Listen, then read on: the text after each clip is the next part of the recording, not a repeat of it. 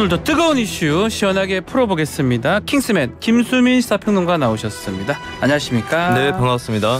자, 여야 9월 국회를 앞두고 연찬회 또 워크숍 열고 있습니다. 자, 먼저 국민의힘 연찬회에서는 윤석열 대통령이 2년 연속 참석을 했는데요. 자, 어떤 메시지 남겼는지 먼저 들어보고 오겠습니다. 우리가 지난 대선 때 힘을 합쳐서 그야말로 국정 운영권을 가져오지 않았더라면 이 나라가 어떻게 됐겠나 하는 정말 아찔한 생각이 많이 듭니다. 국회에서 여소야대에다가 언론도 지금 전부 야당 지지 세력들이 잡고 있어서 그래서 24시간 우리 정부 욕만 합니다. 후쿠시마 거기에 대해서 나오는 거 보십시오. 도대체가 과학이라고 하는 거는 1 더하기 1을 100이라고 그러는 사람들이니까. 근데 이제 이런 세력들하고 우리가 또 싸울 수밖에 없습니다. 자, 연찬회 자리에서 윤석열 대통령의 말들 들어봤는데요. 자, 전 정부, 문재인 정부를 향해서 작심 비판을 이어갔고요. 1 더하기 1을 100이라고 하는 사람들, 이런 세력들하고는 싸울 수밖에 없다.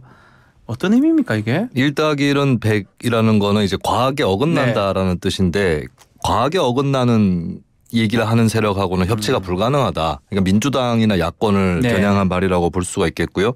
그리고 이런 말도 대통령이 했습니다. 협치하는데 새가 날아가는 방향이 딱 정해져 있어야 합니다. 네, 이거는 이제 왼쪽 날개 오른쪽 날개가 있다 할지라도 새 자체는 어떤 한 방향으로 날아가야 되는데 윤 대통령이 보기에는 날아가는 방향에 대해서도 엉뚱한 생각을 한다라는 이런 표현을 썼거든요. 그렇다면 이제 좌우의 날개로 새가 난다고는 하지만 협치가 불가능하다라고 하는 대통령의 생각이 드러난 부분이었고요. 그리고 전 정부에 대한 비판에 또 나왔는데 망하기 전에 기업을 보면 아주 껍데기는 화려하다라는 그런 표현하면서 전 정부를 부실 기업에 인수를 하면서 국정 운영권을 가져오지 않았더라면 이 나라가 어떻게 됐겠나 아찔한 생각이 든다 이런 표현까지 했습니다. 자, 작심한 어떤 비판으로 보이는데 자, 한편 국민의힘에 요즘 가장 많이 도는 말이 수도권 위기론 아니겠습니까? 자, 이를 두고 지도부하고 수도권 지역 의원들 극명한 견해차를 또 드러냈어요. 네, 일단 김기현 대표는 어느 정도는 여유를 가진 듯한 모습으로 매우 건강한 논쟁이다라고 얘기를 했는데요. 그러면서 수도권 필승 전략은 인재 영입이기 때문에 쉽고 초래라도 해야 된다라고 인재 영입의 필요성에 대해서는 인정하는 그런 분위기였습니다. 반면에 이제 아직까지도 수도권 일부 지역 의원들은 총선에 대한 우려를 계속 꺼내놨는데요. 윤상현 의원의 경우는 제대로 된 인물이 없다는 당내 의견이 있고 준비를 서둘러야 한다라고 강조를 했습니다. 안철수 의원도 가세했는데요. 알려진 사람들이 절대적으로 부족하다. 현재 여당에 인재가 별로 없다라고 하는 그런 쓴소리를 하기도 했습니다. 이에 대해서 이진복 정무수석도 한마디 했는데요. 네임밸류 높은 사람이 없다는 거지 출마할 사람이 없는 것은 아니다라고 하면서 출마할 사람이 없다는 얘기는 언론이 만든 얘기다라고 일축하기도 했습니다. 자, 당을 향한 쓴소리도 나온 듯한데요. 김병준 전 비대위원장 말이 주목을 받고 있습니다. 네, 김병준 위원장 강연 도중에 국민의힘이 정치적 이해관계를 앞세워 윤심만 따라가니까 대통령이 우리들의 일그러진 영웅 엄석대처럼 보이는 것이다라고 얘기를 했습니다. 엄석대는 이문열 소설가의 소설이죠. 우리들의 일그러진 영웅에서 좀 횡포를 부리는 반장 역할인데 이준석 전 대표가 윤 대통령 쪽을 엄석대에 비유를 한 적이 있습니다. 그런데 김병준 대행은 극 중에 나오는 반의 독재자인 엄석대가 아니라 그 자유주의자 선생님, 이 윤석열 대통령인데 의원들이 제대로 못하면서 대통령이 엄석대처럼 비친다. 이런 취지로 또 발언을 한 것으로 보입니다. 자, 이렇게 2년 연속 대통령이 이렇게 연찬회에 참석한 거 어떤 의미로 우리가 봐야 됩니까? 일단 윤석열 대통령의 경우는 과거 몇몇 대통령들의 당정 분리론에 대해서 선을 그으면서 당정 일체론을 펴왔거든요. 그러니까 대통령도 여당의 일원이기 때문에 여당 연찬회에 참석하는 것은 당연하다. 이런 태도를 드러낸 것 같습니다. 과거 대통령 같으면 연찬회에 불참을 하거나 아니면 한 번 참석을 했으면 그 다음에는 참석을 안 한다거나 가급적 좀 여당하고 거리를 띄우는 모습을 보였는데 윤 대통령 입장에서는 이제 그런 모습 보다는 당과 함께 일체가 되는 모습이 중요하다 이렇게 여겨지는 것 같습니다. 다만 더욱 이례적인 거는 예. 연찬회에 참석을 하더라도 대통령은 한국 대통령 뭐 미국도 마찬가지겠는데 어느 정도 대통령은 초당적인 존재라는 그런 인식들이 있는데 그것을 좀 정면으로 깨고 야당하고 싸울 필요가 있다라고 하는 취지의 연설까지 한 것 이 부분은 굉장히 이례적이고 또 앞으로 논쟁의 소지도 굉장히 크다고 볼 수 있겠습니다. 자, 민주당도 워크숍 열고 있습니다. 자, 강원도에서 개최를 했습니다. 이 지역적 의미가 있을까요? 강원도라는 거? 네, 일단 워크숍은 보통 네. 조금 한적한 뭐 수도권이라든지 서울 시내 한복판 이런 데서는 진행하지 않죠. 예. 특히 이제 또 여름이 끝나가는 그런 시절이기 때문에 교외로 나가는 그런 경향이 있는 것인데 그러면서도 또 강원도 원주에서 워크숍을 개최를 네. 했거든요. 원주는 비교적 또 서울에서 먼 거리에 있는 지역은 아닙니다. 또 접근성이 좋은 또 어느 정도는 또 관광성도 있는 이런 장소를 고르기 위해서 아마 강원도 원주가 선택이 된 게 아닌가 그렇게 보여집니다. 두 가지를 다 좀 봤다라는 건데 네. 자, 이재명 대표가 모두 발언해서 국정 운영 기조를 좀 비판하면서 시작을 했습니다. 네, 그야말로 민생이 도탄에 빠졌다라고 네. 이재명 대표는 진단을 하면서 국가 운영의 기본 질서가 흔들리고 있다라고 얘기를 했고요. 그리고 이번 정기국회를 두고 민주당의 책임이 막중하다. 국회 다수당으로서 정권의 무절제한 폭주를 바로잡고 민생 회복의 불씨를 꼭 마련해야겠다라고 강조했습니다. 네. 자, 그러면서도 지금 이 야당 다수 의석을 갖고 있는데 국민의 기대에 부응하지 못했다면서 큰 책임을 느낀다 이런 메시지도 남겼네요. 네, 이재명 대표는 우리 국민은 지난 총선에서 민주당에게 압도적인 다수 의석을 안겨주셨다라고 하면서 예. 우리가 국민의 기대에 충실히 부응했는지 되돌아보면 아쉬운 부분이 많다라고 반성적 메시지를 내놓기도 했습니다. 네. 다만 민주당 내에서 무엇이 국민 기대에 부응하는 것이냐 를 놓고 특히 이재명 대표 사법 리스크에 대한 의견들이 또 워크숍에서 불거져 나왔는데요. 네. 친명계에서는 당론으로 체포동의안을 부결시켜야 한다라는 주장이 나왔고요. 비명계에서는 가결시켜서 이 대표가 당당하게 영장실질심사에 임해야 한다. 이런 엇갈린 주장이 나왔습니다. 뭐 지금 7대 입법, 7대 추진 과제 민생체험단에서 발표를 했는데 간략하게 어떤 내용입니까? 네, 7대 입법 과제는 폭염 노동자 보호법, 혁신성장 지원법, 교권보호법, 민생경제회복 패키지법, 중소기업 투자 활성화법, 벤처기업 육성법, 영세건설사업자 보호법이었고요. 대체로는 경제나 민생에 관련된 내용이었습니다. 그리고 네. 7대 추진 과제는 혁신성장 지원 강화, 교육 정상화 종합대책, 주거안정 안전대책, 자영업자 대책, 여성 안전 돌봄 강화, 기후위기 대응, 민생체험 예산 등이었습니다. 예, 다음 소식입니다. 자, 용산의 대통령실 또 네. 대통령 경호처 구내 식단이 공개됐는데 어제 식단 보니까 광어나 우럭 이런 고등어 구이 이런 생선들이 좀 많은 것 같아요. 네, 29일 네. 식단을 일단 보면 제주 갈치조림, 뭐 소라무침 이런 식단이 포함되어 있고요. 예. 앞으로도 보면 30일에는 멍게 비빔밥, 우럭탕수, 31일에는 바다장어, 덮밥, 전복버터구이, 김부각.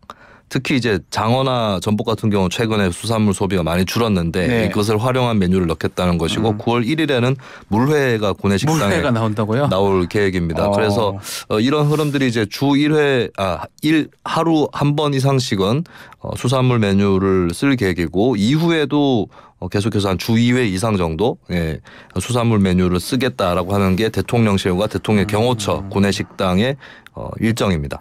자, 윤석열 대통령 그 한덕수 총리와 함께 국산 수산물 곁들여서 오찬도 했더라고요. 네, 이 수산물 메뉴를 공식적으로 내놓은 네. 첫날부터 윤 대통령은 한덕수 총리와 만나서 오찬 겸 주례 회동을 함께 했습니다. 네. 그러면서 추석 물가 안정에 최우선 역점을 둬달라 이 부분을 당부했습니다. 아마 뭐 지금 후쿠시마 오염수 방류 이후에 수산업계가 지금 아주 위축돼 있지 않습니까?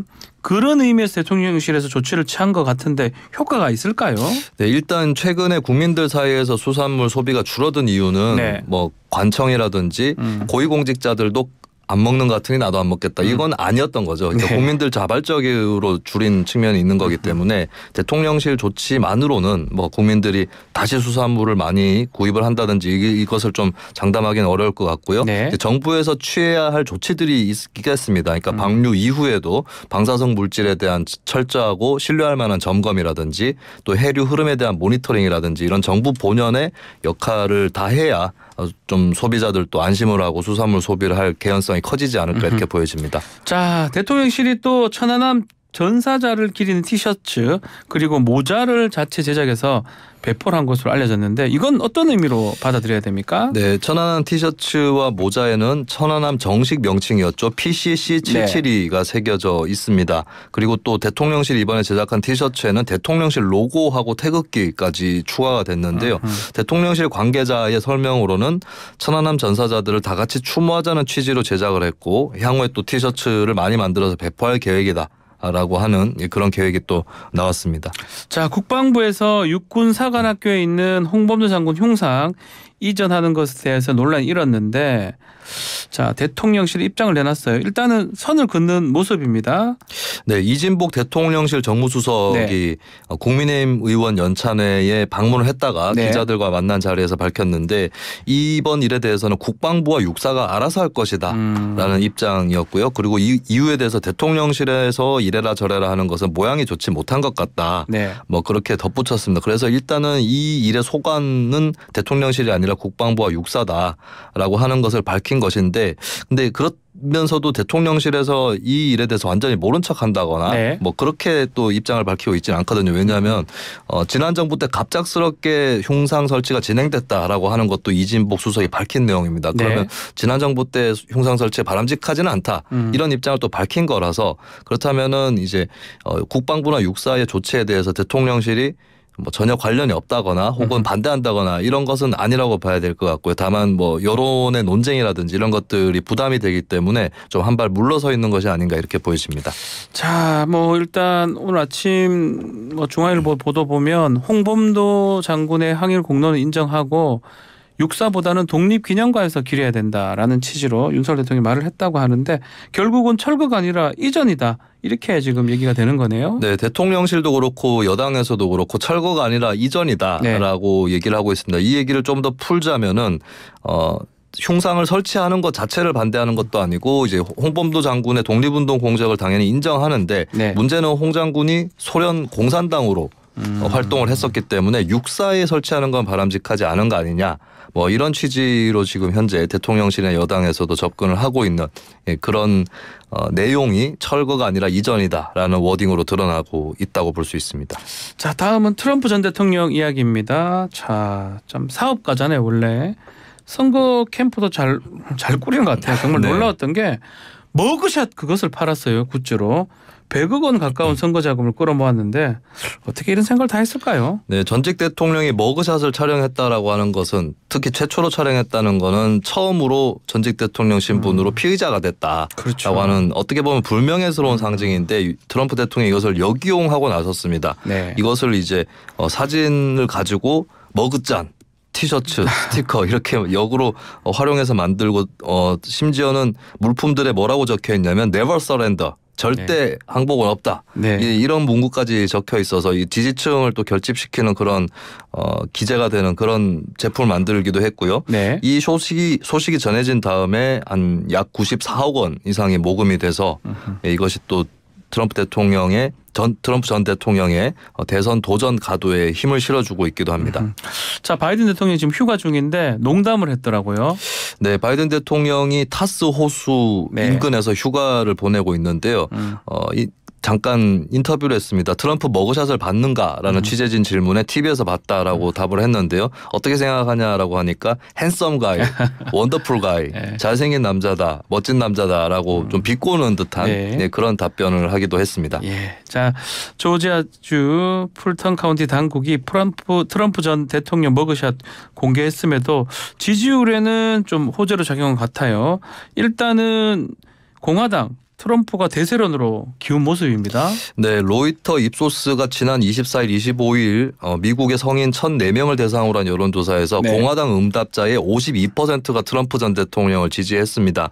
경쟁자라고 불렸던 론 디센티스 플로리다 주지사 13%, 그러니까 뭐 거의 반의 반 수준, 트럼프 전 대통령 반의 반 수준에 불과했고 결국에는 공화당 내에서는 트럼프 전 대통령 지지율이 더 오르고 있는 그런 상황입니다. 자, 이 와중에 공화당 지도부 다음 달 하원 개원하면 바이든 대통령 아들 헌터라든지 동생 제임스 등 가족 범죄를 이유로 대통령 탄핵 조사를 하겠다고 밝혔네요. 네, 사실 트럼프 전 대통령도 그렇고 공화당도 그렇고 사법 리스크가 부담이 없는 것은 아닙니다.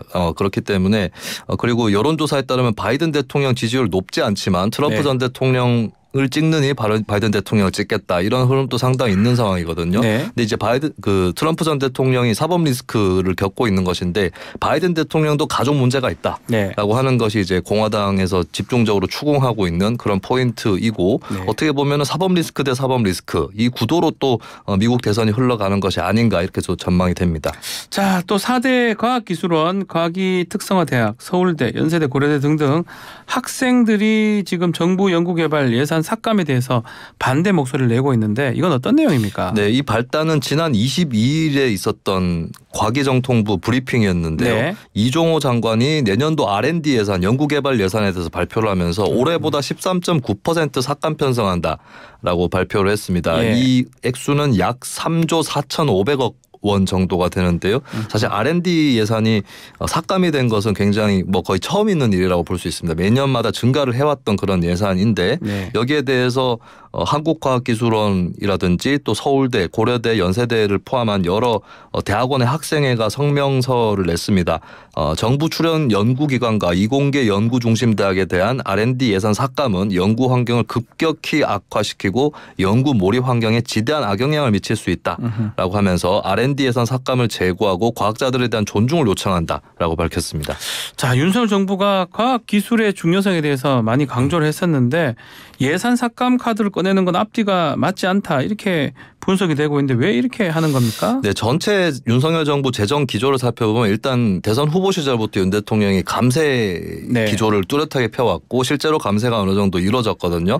이게 추산을 해보면 2028년까지 총 89조 원이 준다라고 알려져 있는데 네. 그렇다면 이제 재원을 어디서 구할 것인가 했을 때 윤 대통령 같은 경우는 국가 부채를 지는 문제도 굉장히 부정적입니다. 네. 그렇다면 결국에는 있는 재정 중에 일부가 지출 구조 조정이 돼야 되는 상황이거든요. 근데 복지 예산의 경우는 줄이게 되면 또 국민적 저항이 있고 SOC 같은 경우도 지역사회라든지 이쪽에서 그렇죠. 원하는 게 많고 또 내년 총선입니다. 이런 걸 감안했을 때 만만한 것이 혹시 R&D가 아니었느냐 이런 지적도 한편으로는 또 나오고 있는 그런 상황입니다. 알겠습니다. 자, 오늘 이야기 여기서 마무리를 하겠습니다. 김수민 평론가 감사합니다. 네, 고맙습니다. 킹스맨 또 1부 마치겠습니다.